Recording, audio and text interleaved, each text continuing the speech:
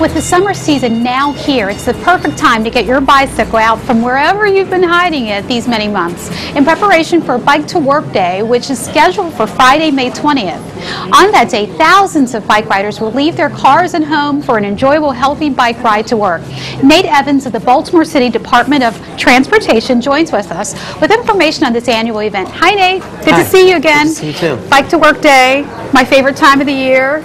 I'd get out there with everybody else and try to make our way downtown or to whatever point we're going to have it this year to show our support for bikers in the state. We appreciate that. So tell us, what is Bike to Work Day? There are folks out there who don't know about it, so what's it all about? Bike to Work Day is the Friday of Bike to Work Week, which lasts all week. And this year we're having 7 pit stops around the city where people can ride by on their way to work. So they can pick up some coffee, donut, maybe get a quick bike repair, and a free t-shirt, and pedal on, keep pedaling on. How long has Baltimore been doing a Bike to Work event? We've been doing Bike to Work Day for 15 years. Wow, 15 years. Seems like just yesterday. It does. Now, what does it involve? Who are your partners in this whole Bike to Work Day activity? We partner with Baltimore Metropolitan Council, which oversees all the registration and coordination for events throughout the Baltimore area.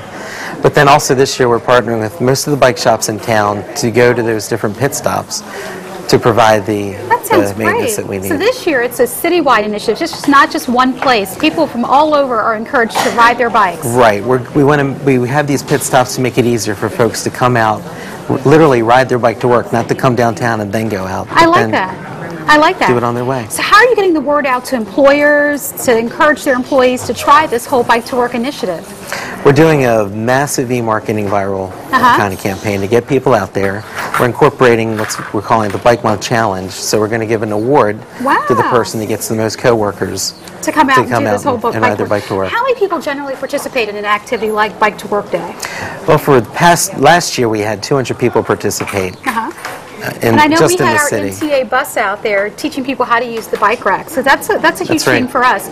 You know, we don't want transit to be a thing that prohibits or inhibits you from going out there and getting on public transportation. You can mount your bike on the front of the bus. On every single bus. Yes. That's right. Well, and we're also going to be there with you guys to teach people how to use those bike racks, because I think people get a little intimidated. They're like, I don't know, how do I do this whole thing? Right. It's nice that folks can have a low pressure environment where they can come and try it on and get little pointers while they're doing it. Now, are there any safety things or things that the city has done to encourage people to make Baltimore a much more bike-friendly town? What have you guys been doing? Well, just this past year we created the Park Heights Bicycle Network and the Southeast Bicycle Network. So we added close to 40 miles of bike routes around the city just within the past year. 40 miles of, well, that's pretty amazing. And I've been noticing that people seem to be a little bit more aware of bike riders on the streets. Maybe it's due to those wonderful lanes, but I've seen an improvement. What about you guys? Well, I think the lanes go a long way, but it's also just the amount of people out there riding. Just within the past year, we saw a 35% increase in commuter riders. I like that. I like hearing that. Now, you know, over the past year, there were some past couple of years, there have been some pretty tragic incidents involving bike riders. Is there some advice that you can give to bike riders as well as to vehicle operators about bike safety? Well, for cyclists, if you're riding in the road, don't assume that riders see you. Right. Be obvious.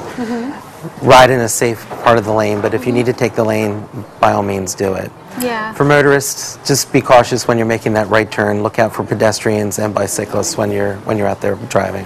One of the things MTA has done is we've installed, we're beta testing a right turn alert. So when our buses are making a right turn, it'll let everybody know we're making a right turn. Pay attention, not only for cyclists but for pedestrians also. I find that pedestrians sometimes don't even pay attention to cyclists coming down the road, and they walk out, and you have all sorts of things that happen. Yeah, cyclists are a little bit quieter than cars, so pedestrians aren't always aware.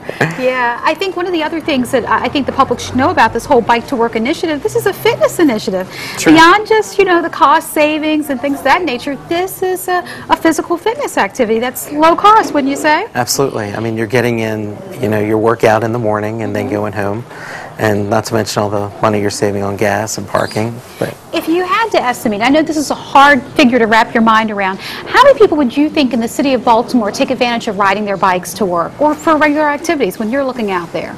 Well, I know on a daily basis last September, when we counted, we had roughly about 250 people riding.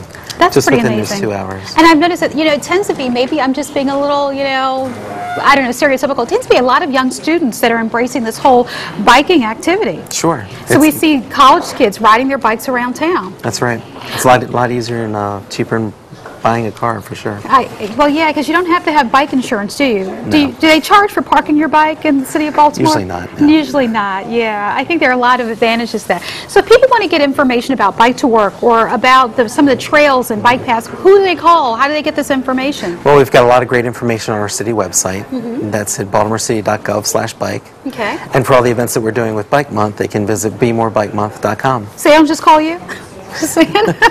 You seem to know all these things. Sure. So it's bemorebikemonth.com. Okay, sounds great. Now, are there any other upcoming activities involving bikes that we should know about, or any great things the city is doing? I want to put it out there. Sure. Well, all during Bike Month, we've got something that you can do on a bike every single day of the month, whether it's doing bike maintenance, going out cleaning up some trails, or even delivering Meals on Wheels by bike.